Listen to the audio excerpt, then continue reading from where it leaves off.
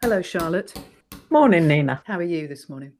Good. Good. I've got some sunshine beating through my south-facing office window, so that's lovely. It's a lovely thing to see after all the grey skies we've had recently. Me too. I also have a south-facing office window, and the sun is shining in on me. Oh, I thought it was just you lighting up the room, but I think there might Oh, be well, it some is that as nature. well. Your smiling face. So, welcome Welcome to the stone carving. and lettering takeaway. I'm Nina Bilby. And I'm Charlotte Howarth. We are 12 months into our endeavour to spread the good news and the good practice of stone carving across the globe, aren't we?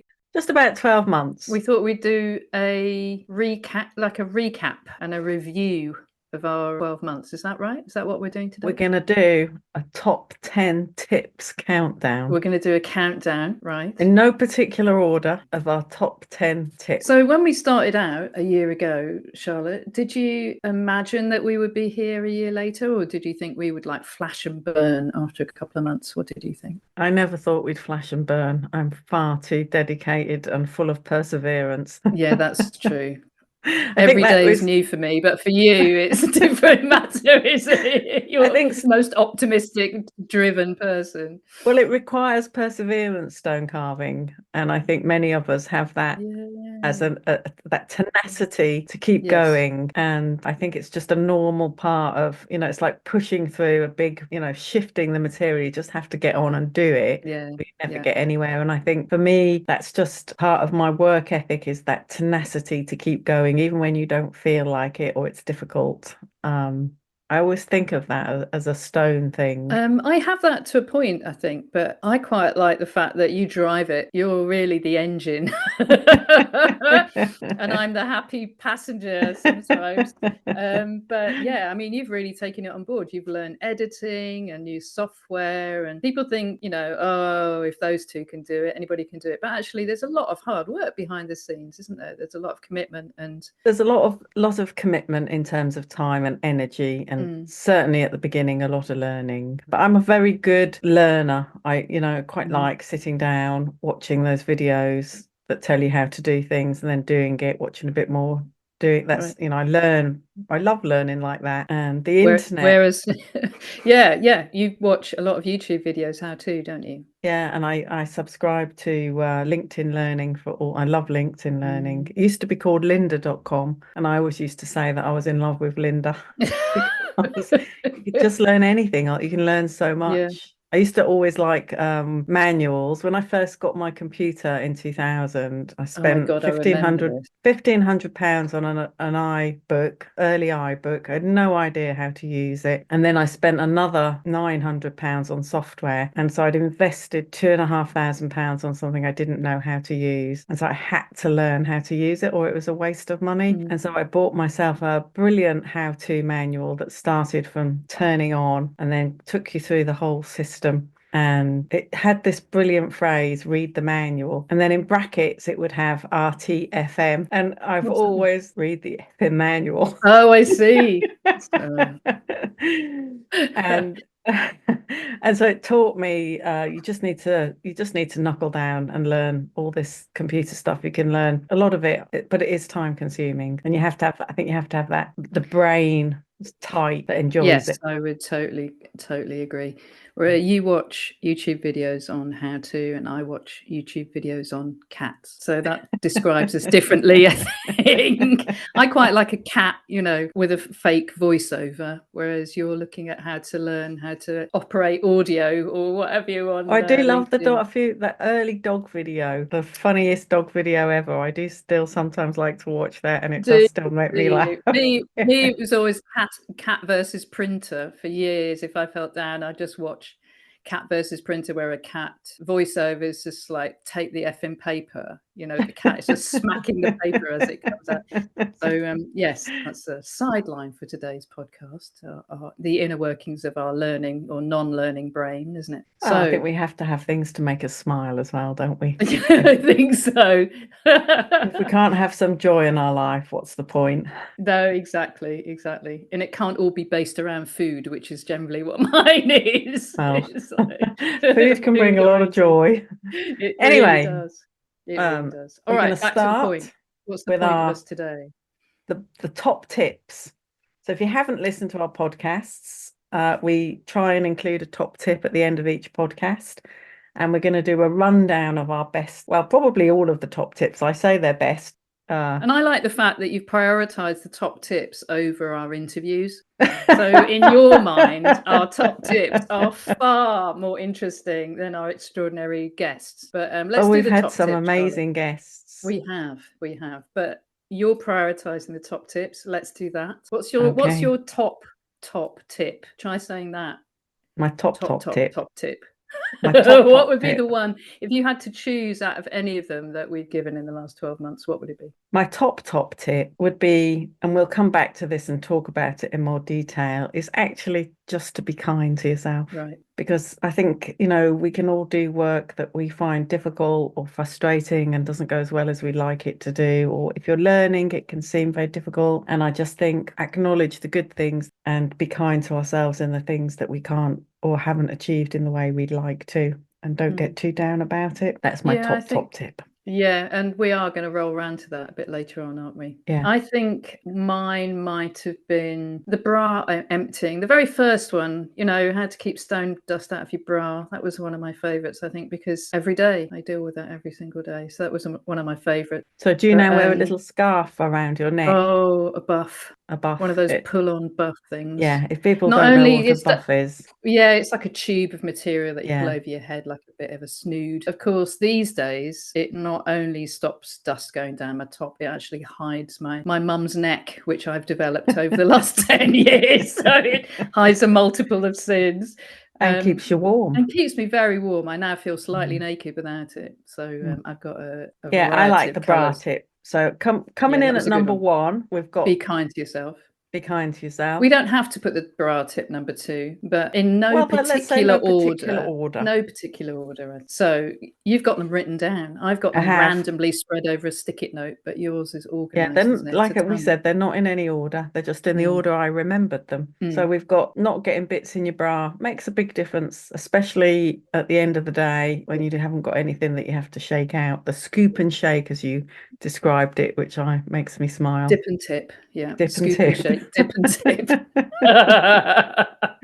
Yeah. So my second top tip is a recent top tip is the cornflour paste. Yes, that was pretty recommended cooking up a paste of corn flour as if you were making custard, corn flour and water, painting it on top of your limestone before carving, and then carving your letters through the paste, then gently flood painting your letters and then rubbing the whole thing off, and it's absolutely brilliant, saves you hours of work. And somebody Annette, I was going to say Annette Sterling, who we did a fantastic interview with, trialed it on our behalf and said it worked absolutely brilliantly and sent me some photographs. So I don't have a recipe because I'm not very good at recipes, but a big spoon of corn flour, cup of water, mix it up while it's cold, put it on the hob in a pan and gently bring it to the boil and keep stirring, and the corn flour thickens, or as we were always taught, it pops, it goes thick, and you get a thick custardy consistency. And then we painted that onto the limestone quite thickly, and when it was dry, Annette drew on top of it and then carved through it. And because it's just corn flour, it washes off quite easily afterwards, but the paint sits on the surface of the paste and doesn't go down into the stone and leach through. I have since heard that somebody else has used polyfiller and said that can work quite well. We haven't trialed that but the cornflower paste is, give it a go. Don't obviously try it on a big piece of work before testing it out.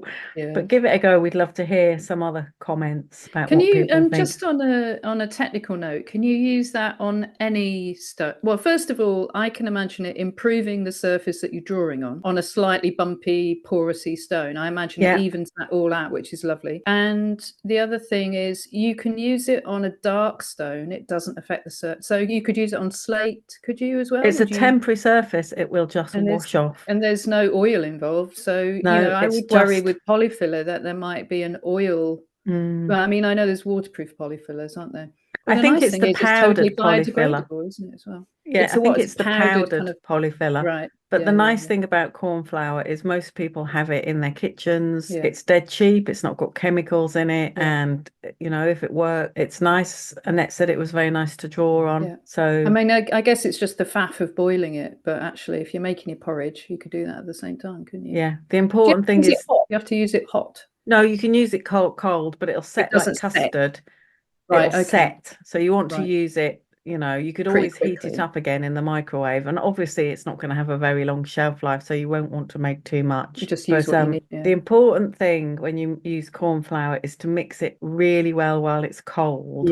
And then gently heat it up. You mustn't, if you add it to warm water, you'll just get a lumpy mix that won't work very nicely for you. If you get a lumpy mix, can you just strain it, push it through a tea strainer or a strainer? Probably, but then it starts to get messy, Right, okay. Then you're making a lot of mess. Good advice. Yeah. I probably wouldn't be bothered. Just mix the corn flour up with the water cold, gently bring it to the boil. It'll pop thick, leave it to cool, and it's ready to go. So another question, because I am fascinated by this.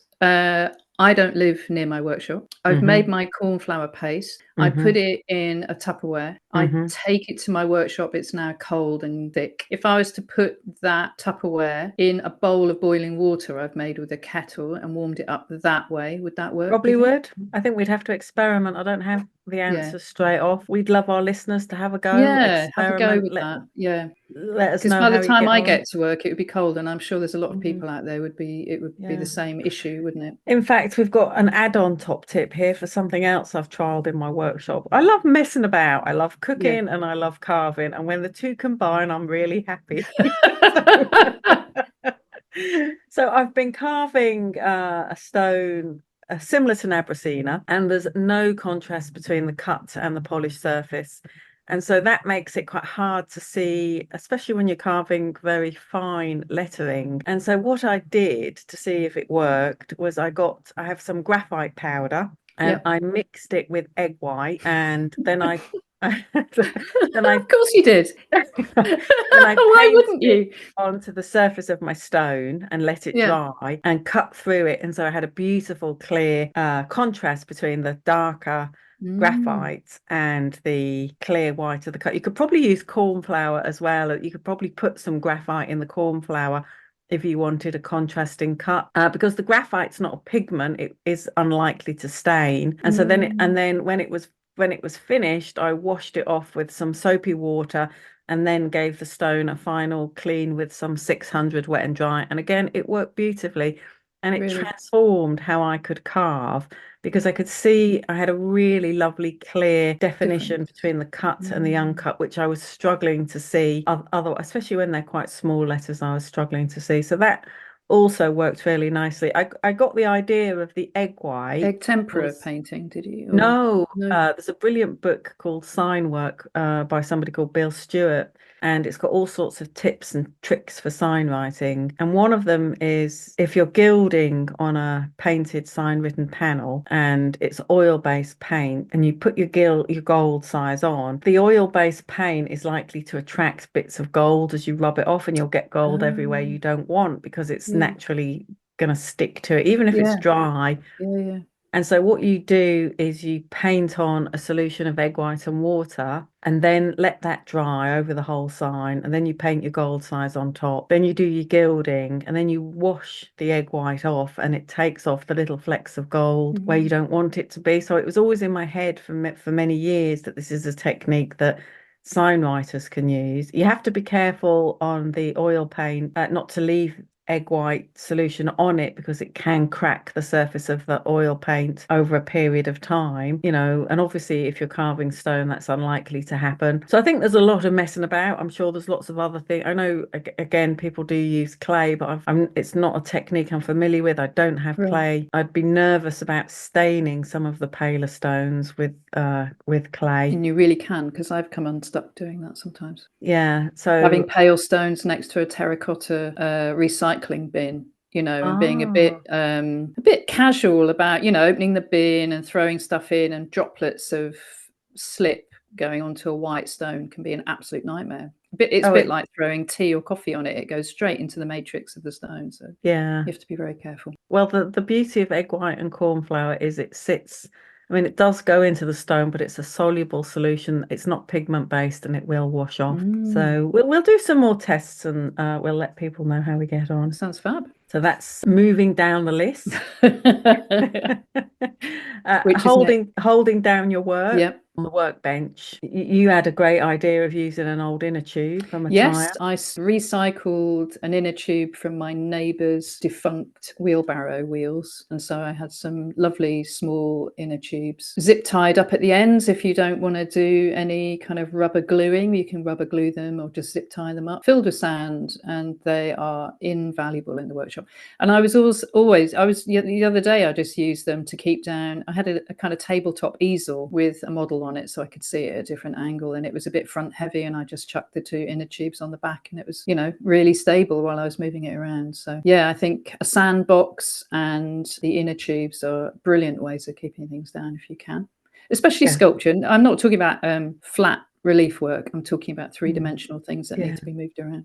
Well, after that conversation we had, I made my own sandbags out of an old pair of trousers. Yeah, and just cut the legs off. Just use them. I don't know why I never knew about it. It's so funny, these things we discover, 30 odd years into our practice that is normal. I imagine your trousers were incredibly sturdy material. Knowing you, and ones that you would have worn out a bit enough to cut up. I was sure they were sturdy. Did you put the sand in a bag? Double bagged. You double bagged. Yeah, I've done the same thing where I've put it in a pair of old work trousers, cut up an old pair of work trousers. And what I found was the sand dust came through the surface, which could be a bit, sand dust isn't very pleasant to breathe in, actually. So double bag. So I found that really, really useful. Moving down the list, we've got a few things to listen and watch coming up. So the first one that, again, you introduced me to, Nina, and I've been really enjoying is the podcast, The Sculptor's Funeral. Yeah, Jason Arkles. It's such a good listen. Slowly working my way through the episode. I'm about halfway through. I have been going methodically from podcast number 1 all the way up, but you can just dip in and out of them. And, I think when you come to when he talks about Greek and Roman history and sculpture, it's good to do it in an order, because it kind of makes it if you're interested in the differentiation between certain types of sculpture that could appear quite similar, it's really good to start and do them methodically, because he kind of tells you how to tell the difference visually and why those visual differences appeared. And some things you think might be very close together in age are actually hundreds and hundreds of years apart. And also I quite like, if you listen to the Greek and Roman ones and you discover how and why, and then you come hundreds of years in the future or thousands of years in the future, and people revisit, classicism, it's really interesting to have that history in your head before you listen to the classicism or neoclassicism. I thought, it gives you such a good understanding of the history of sculpture. Yeah, figurative sculpture. Yeah, figurative sculpture. It's but other thrown in amongst it are sessions on technical tips. There's a brilliant one on clay. I love the clay one. I love the plaster one. They're my two golden ones for me. I've listened to the clay one about 3 times, and I've used the information I've taken from the clay one and taught, which I'm sure I've mentioned before. So the Sculptor's Funeral, absolutely brilliant podcast. If you're not familiar with it, check it out. We highly recommend it. And another podcast that you listen to more regularly, again, Nina mostly listens to more podcasts than me and introduces me to all of these things, is the Great Women Artists podcast. Do you want to just talk a bit about that? Yeah, it initiated from an Instagram page. I've spoken about this before. It doesn't matter who you are.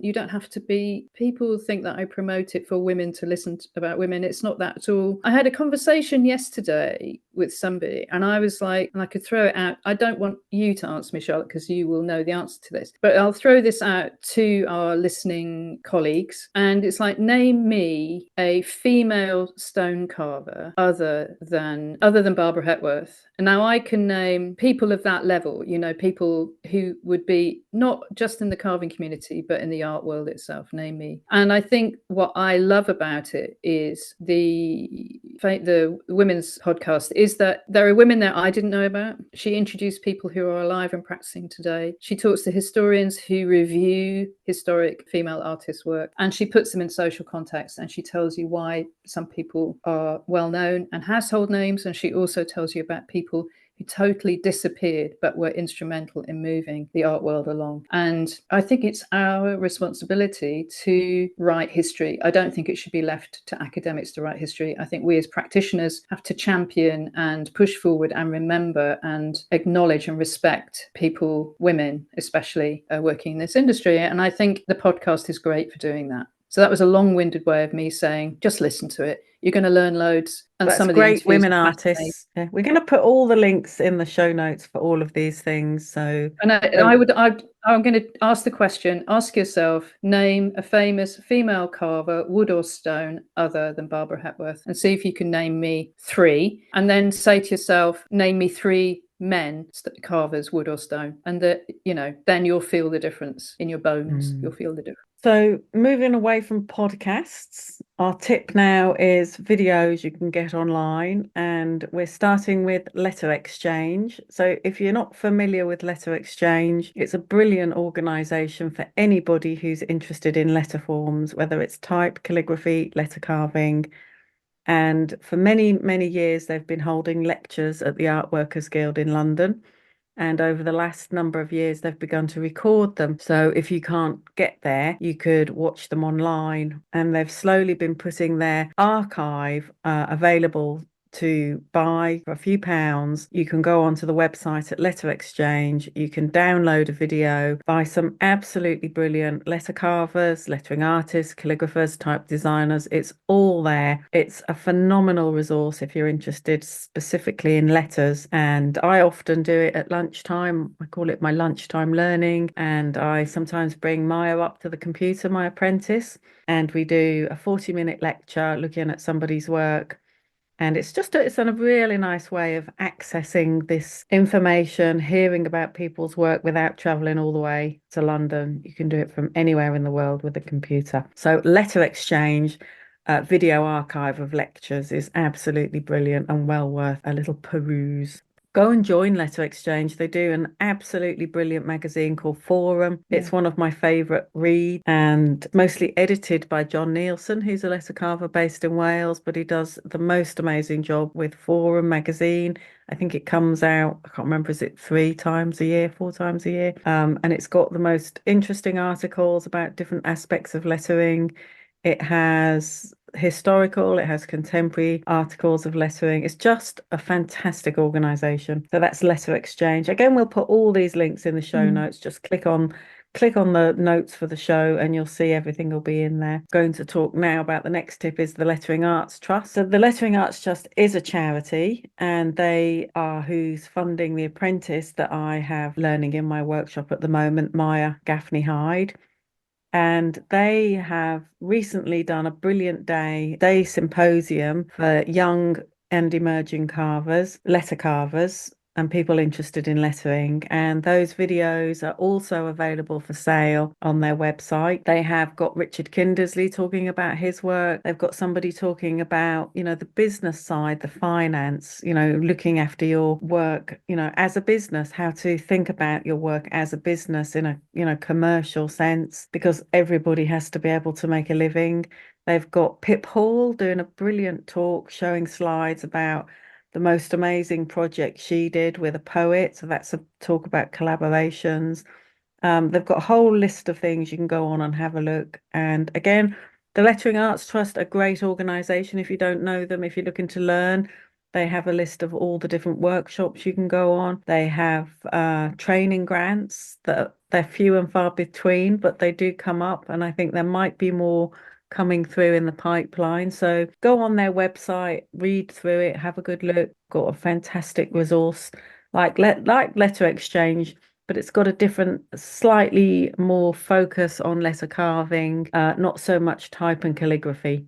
But really interesting organization to get your head round if you're not familiar with them. And go and download some of those brilliant videos. Again, you have to pay for them, but it helps keep the charity afloat. It takes time to put all this stuff out. So of course they have to charge a small amount of money just to cover their costs. So we're getting down towards the last few top tips. And in fact, this is one I always feel really strongly about. People think I go on about far too often, but I think people don't go on about it often enough, is PPE. Yeah. Personal protection equipment. It's a bit of a pet topic of mine. We see so many people on Instagram and Facebook showing themselves carving with no mask and sometimes with no goggles, and very often in materials that you really do need to wear a mask for. And I find it really shocking. Some of the most famous people out there don't have masks on, and they're, carving slate or sandstones or just masks are such an important part of our everyday life. We should never underestimate how important they are. And just because you see other people not wearing them, it doesn't mean that's okay. No.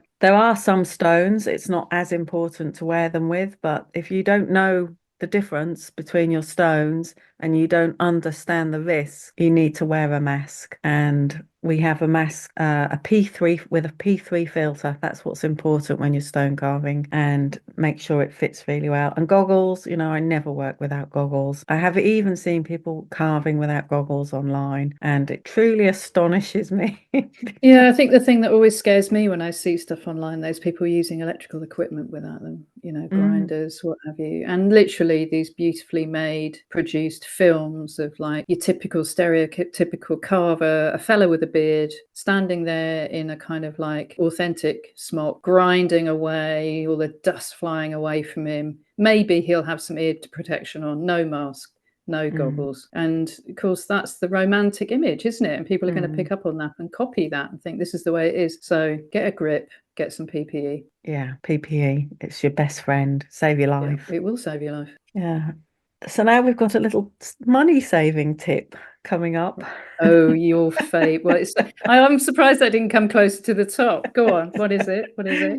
It's my homemade pencil extender. Yes. I've made a little video showing you how to make these. So, as your pencil gets shorter, it becomes very difficult to draw with. But if you look at that length of your pencil, it's easily a third of your pencil is still left by the time it gets difficult to draw with. And if a pencil costs about £2 now, a good 9H pencil, 30% is 60p, 60 to 70p of your pencil can become wasted. And out of an old biro, you can make an absolutely brilliant pencil extender. It takes minutes to change the end of the pencil to slot into the end of the biro. I've got a little video on YouTube showing you how to do this. Again, we'll put the link up, but it will save you 30% of the cost of your pencils. And if you go through pencils at the rate we do, a 9H, stone eats pencils. We all know this. It eats the 9H, and if you use the white Prismallo, it eats the white Prismallo. So you want to get the maximum usage out of your pencil. And with a pencil holder, you can get down and work it till there's just a centimetre of it less from the tip to the top. And such a simple, brilliant little way of being economical in your workshop. I love it. Little pencil holder. What's next? Now.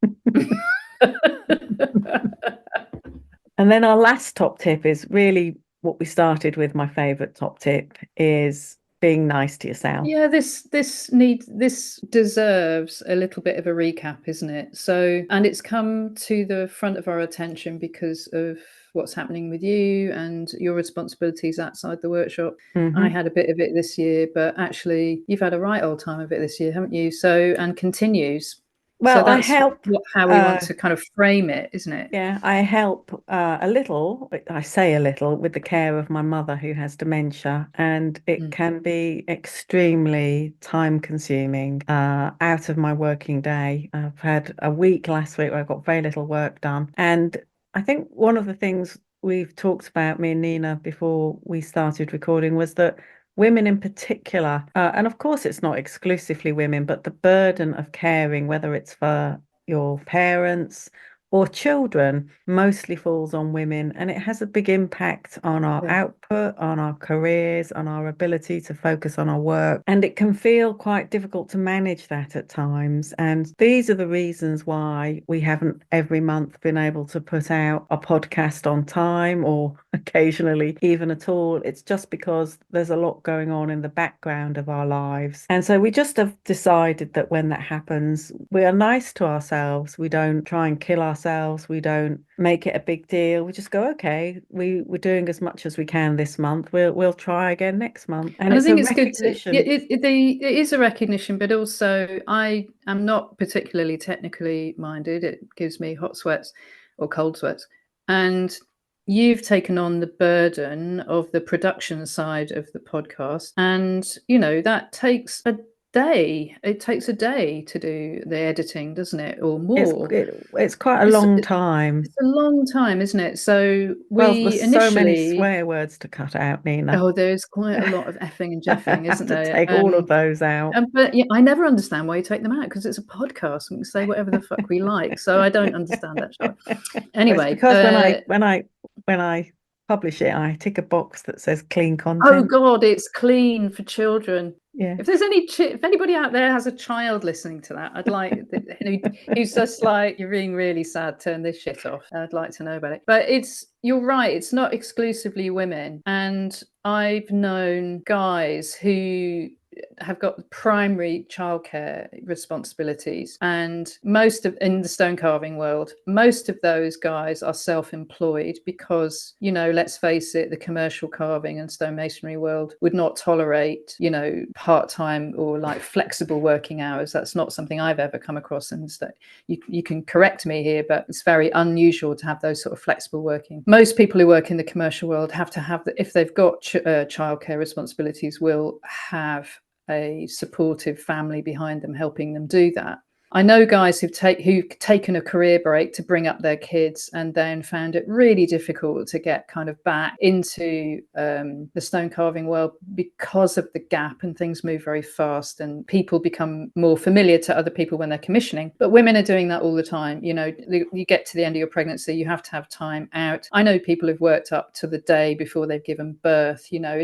Women are very resilient that way. We have been doing that for millennia, where we can, we are functioning individuals during those times in our lives. But it's incredibly difficult to come back because of the stop-start nature of caring. And I think people don't always acknowledge it's not only during the child's young life where you have to be available all the time. It's actually when you get into your 50s, which we are, and then you have parents, and that possibly responsibility comes down to you. And you are completely right. A lion's share of that will come down to daughters. Yeah, I think. And that's very common, and it's really hard to keep the momentum, and you're still commissioning, you're still delivering things on time to deadlines to people who don't really care about what's going on in your life. Don't know, it's not professional. I mean, I do talk about it more now. Well, people might say, well, why is this going to take you 6 months? Anybody else is going to deliver it in 3, and you have to tell them, don't you? And it's not but what always I great. hadn't really thought about until I was listening to Radio 4, they were talking about caring. So when you're caring, your income is affected because you're not in the workshop as much. But that has a knock-on effect to your pension contributions because your income is smaller. So it has a much longer-term effect than I'd really considered. So anyway, it's just about, the top tip here is, whatever's going on in your life, is to be nice to yourself, not to beat yourself up. And that has really helped me, because we haven't always met the deadline for the 10th to publish we haven't always published a podcast. Yeah. And so we don't beat each other up about it. We just say, oh, never mind, we'll try again next month, or we'll just do it late. Yeah. And that's okay. So I think it's really, really important. I often beat myself over the head going, you should be doing more. And actually, it's really good to talk. It's also really good to have someone in your life who actually also says to you, don't be silly, this is absolutely fine. Yeah, that would be our message to the carving community. Whoever you are, whatever, situation you're in, if things have to take a back step for whatever reason, just forgive yourself for it and just do what you can. Yeah, because stone isn't going to go off. It's not going off, is it? Not like your egg white paste, however. Egg white paste. That, however, might be a bit smelly if you left it for a while. So that's the end of our top tips, a rundown with a couple of new ones. We have an exciting pre-announcement. We've got to save the date, haven't we, Nina? We do, and it's come around really fast. So we only do our residential course. It's not biannually. Biannually. Is it biannually? Biannually is not twice a year. Biannually is every 2 years. Oh, okay. Yeah, every 2 years. And by Jingo, it's coming up. It's coming up, Charlotte. It is. I can already feel myself nick waxing my walking boots in readiness. So we've got to save the date, which is the Yes. 2nd to the 5th of September. And we will be running our 2024. We'll be running our residential workshop set in the fabulous glamping site near Westacre, which is Bradmore Wood. Because we're being nice to ourselves, we haven't yet put anything up on the website. No. So it will come out soon. That's inefficiency. I'm not sure that's been covered yet.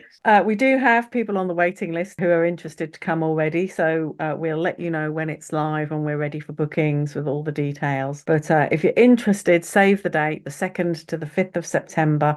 It's a 3-day, 3-night residential carving course, and we have a fantastic person providing our catering, my friend of many years, Charlotte Chapman, who does the most amazing vegetarian food. Beautiful and food. It's completely off-grid. It's really amazing location. There's solar panels, so you can charge your mobile phone up, and everything else is as nature intended. There's compost toilets. Oh no, they're not compost toilets. They're normal. My God, that would put people off. Absolutely not. Compost. They are water flushing, beautifully clean. Water beautifully clean, hot showers. Beautifully hot showers that you don't have to go and hot showers.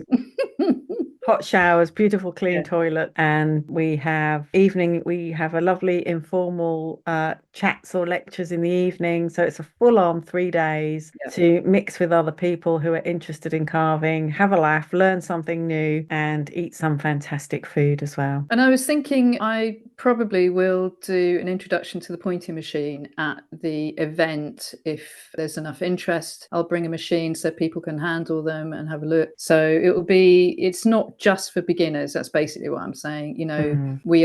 It's tailored to the individual who comes to the course, isn't it? It's like majority of beginners, but we have had a good chunk of people who are practicing sculptors and carvers, either delving into a discipline that they don't do very often. So a lot of letter cutters will do sculpture, and a lot of sculptors want to do lettering. And in the evenings, like you say, we have professional informal lectures around the fire, which is great, but we'll be covering some more kind of in-depth master stuff as well. So that's brilliant. Details to come shortly.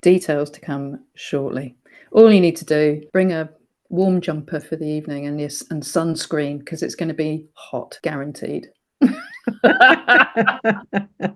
Hot tips and hot weather, basically. Yes, I think we've come to the end of everything there. We have, apart from just to say thank you to all our fabulous guests. We're not going to list them in priority because that would be rude, but we've had some extraordinary, generous and wonderful conversations with people who have just been so open about giving advice and telling us about their journey. And that's what it's all about, isn't it? Listening to those voices and different experiences. Wonderful, and hopefully many more to come. Thank you to our listeners, people who listen and email us.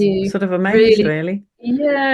I've had to write a small bio for somebody recently, and basically the podcast is one of the things that I'm so proud of, in a sense, because it's community based. It's you guys out there, so we adore doing this, and we're just really grateful that people tune in, especially to a podcast like this one where it's just me and you shouting at each other.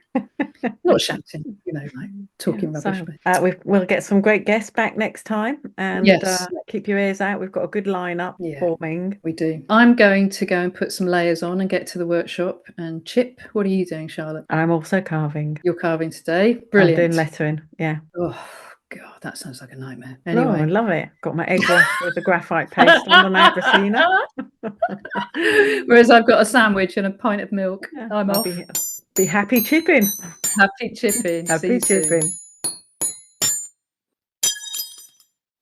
Bugger.